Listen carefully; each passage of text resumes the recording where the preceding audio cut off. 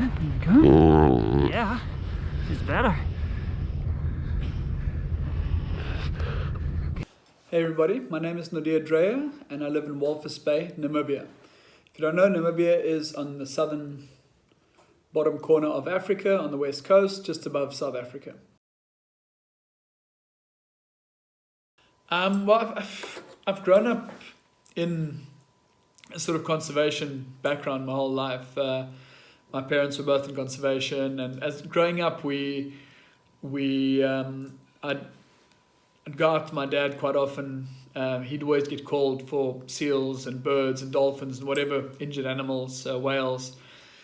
And I've been surfing for most of my life. The ocean's always played a very big part of my life, and just felt like a sort of custodian. I've always felt as like a guest in the ocean, where these animals are the locals. They're the owners there, and this is all.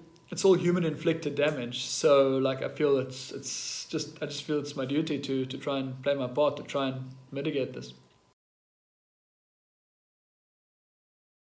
It was not planned at all. There was about 8 years ago now. We were kayaking and we saw the seal in the water dragging a big ball of net behind him, and another guy and myself, we sort of came up alongside, grabbed the net, and we sort of paddled ourselves to shore, pulled him out. I had a pocket knife, and we cut him loose.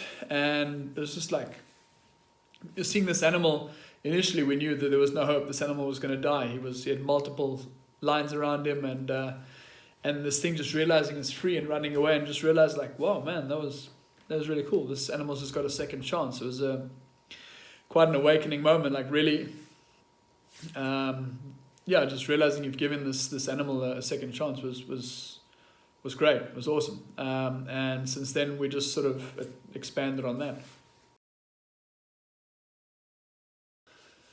Well, we've only really started tallying up numbers in the last year or two. So just to put in perspective, we're on like 370 for this year so far. And last year we had an estimated like about 300. So in total, I want to say we're probably sitting on about 11 or 1200 since I started this about 7 years ago. So what we do, we spend a lot of time with binoculars. The area that we're patrolling, there's around at any given point between 40 and 80,000 seals. And they're in different groups ranging from a couple of hundred to 10,000. So what we'll do is we'll go from group to group in the car. We'll pull back. We'll stand about 200 meters back, and we've got binoculars, Antoine and I, if Denzel's with, and we're just scanning the area with binoculars, looking for any irregularities. We like to go early in the morning if the sun's up, like a big ball of line will really shine out. Looking for animals with cuts, looking for animals that are moving funny with difficulty, and it takes a bit of training to spot these because you've got a really dense ball of animals, and picking it up's not always that easy, but just with time it's gotten a bit more refined. But yeah, it's just basically scanning slowly, going through group by group by group with tedious work with binoculars. They do. I've got a couple of scars to prove that. They do bite. It's usually again it's purely self-defense. It's they're trying to escape. They don't know why they're being restrained. They don't know why they're being held down, and it's only natural for them to want to fight back, to try and protect their own lives. So every once in a while we're just not quick enough, or he does like a quick turn and slips out, and we do get a little bite. Nothing too major so far, but the problem is they're eating fish all the time. I don't think their mouths are super clean, so those wounds get infected really quickly. So I'm so backed up on tetanus shots and things. It's not even funny. It's like a running order. The strangest thing was a toilet seat from probably like a sailboat or something, like one of these small camp, like a toilet seat stuck around this thing's neck. Those years ago, before I was carrying a camera around. But we've got some strange things. Most of it, so like 95% of it is fishing waste. So things like fishing lines and nets. I brought a few little things. A fire hose stuck around it from a ship. We think it's an entire like soccer net. A shirt from the Cameroon soccer team that this poor little guy was wearing. I think he was a bit bummed that we cut it off him. And then like we get quite a lot of like PPE where this is the inside of a hard hat. A lot of these hooks. This was 2 in one day actually. It's like a big hook with a weight on it that guys use for handline fishing with a very thick line. That's actually the most common line we're getting. About 75% of the entanglements are these guys fishing a fish called snook. It's a bit like a barracuda. The guys are fishing commercially offshore and the lines get tossed overboard, and this is the most uncommon. Of course, the white plastic packaging straps, they're the worst. Because they've got sharp edges, they're really tight, they've got no give. Like a knot of line will still stretch a bit. But these things are just brutal, they cut in so quickly. We've had a few like milestone seals. We set ourselves this goal in May to try and catch 100 seals within 30 days. It's like a phenomenal number at that stage that we thought we'd never be able to reach, but we set this goal for ourselves and we went out nearly every day. And on the last day of the month, that evening, we actually got 100 seal. It was this really big female with just a crazy amount of netting and stuff around it. Like took us nearly half an hour to free this poor girl. And it was just like, it was a very emotional experience. And we just built up, like we achieved our goal, and our 100th seal was just such a crazy, like this thing they had no chance of survival on our own. And it was very cool just to be able to reach this goal that we'd set ourselves. Good question. Yeah, they're pretty soft. It's like a lot of them are wet when we catch them. So I want to say like if when you wash a short-haired dog, that's what they feel like. They're really fluffy. I mean they've got super dense fur because of for insulation. So the older ones get like a harder fur on the outside, but the younger ones especially are really fluffy. Now they're pretty soft and they're cuddly. They got a lot of blubber so to keep warm. So they're fluffy.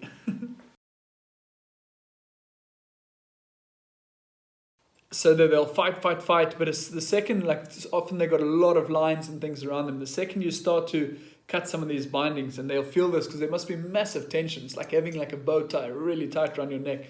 Second that tension's gone, they'll so often just relax completely and they'll let us get our job done without fighting. And so often we'll let them out the net and they'll just sort of look around and hang around for a little bit and then slowly walk off. They're definitely, I do believe there comes a point within the rescue that they do realize that they're being helped. Some of them are just angry as hell. They just want to fight till the very end and just take our faces off. But they're generally, you often feel that they relax at a certain point once their tension is gone. Well, definitely the most common is fishing lines, and it's also very preventable. All these lines have been discarded. I don't think they're lines. The amount of fishing lines lost during fishing, that is also significant, but nothing compared to the amount of lines. Like you're driving on the beach, if you're fishing on the piers and things, like you always see balls of line lying around, and it's just such an absent-minded thing to just toss away the line, and this can really be prevented from like person to person, just fishing on the beach themselves on a Sunday afternoon, or commercial fisheries. These guys can just make more effort to bring these lines back to shore. They don't have to end up in the ocean.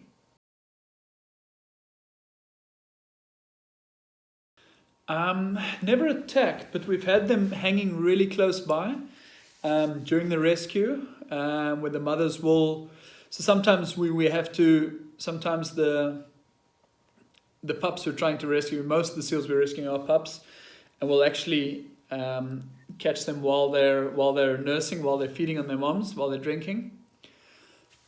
And often the mothers they'll run a little bit away and they'll just watch us, and not attack us, but they'll just stand close by, just making sure the pup's okay. And then as soon as the pup's released, they'll run off into the water together. We have had a mother seal that we were busy with. This pup just wouldn't leave us alone. This pup just kept on running in, biting the net, and like you really had to be shooed out the way, trying to get back to his mom.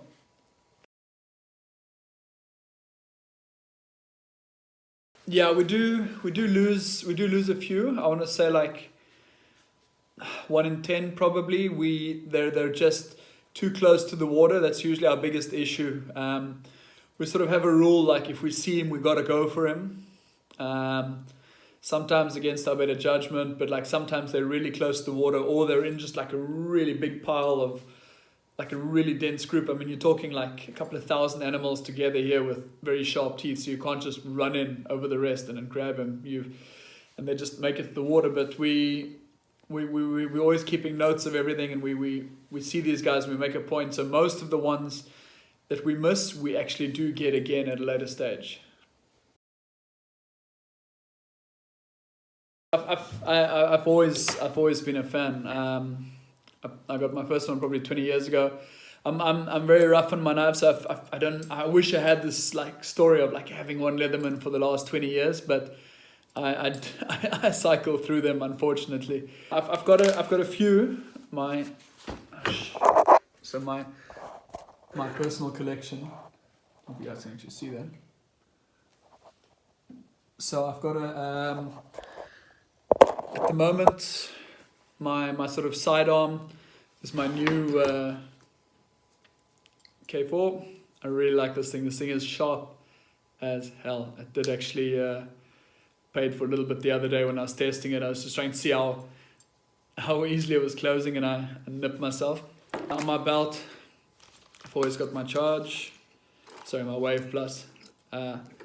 Charge is that one. But Wave Plus is just such a handy. It's not too bulky. It's just a perfect everyday tool. It's got everything I need.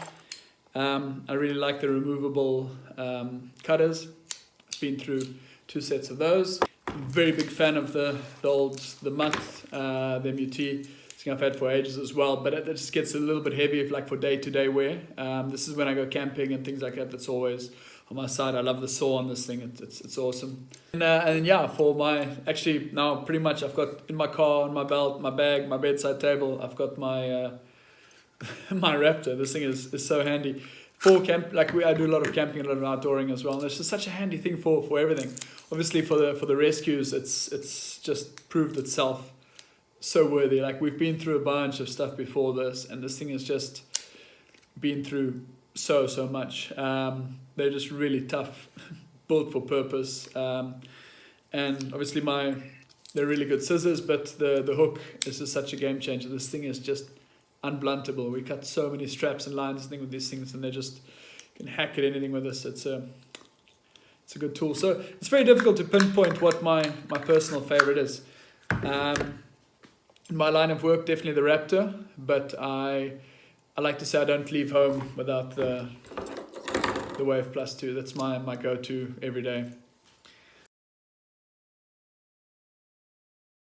In the beginning of the year, we started this Ocean Conservation Namibia. It's a non-profit focusing primarily on seal disentanglement work, but with the bigger picture is to bring in education. At the moment, we were fighting the symptoms. We need to get the root of this problem. We need to change it from the source, stop people from dumping the lines, prevent these lines from getting into the water. So this is all part of our great education program right now, but raising awareness. But again, we're a non-profit, we're self-funded, so we do have a few different fundraisers going. We've got a Patreon account, we've got a Go Get Funding account, and these can all be found on our website for Ocean Conservation Namibia. And yeah, its support has been awesome, and it's really enabled us, especially in the last few months. I work in tourism, but because of the lockdowns, there's been like a 100% death in tourism in the country. So I've been able to, through support, been able to still go out almost every day. That's why we're just hitting these crazy numbers of seals at the moment, because we can, thanks to support from the public.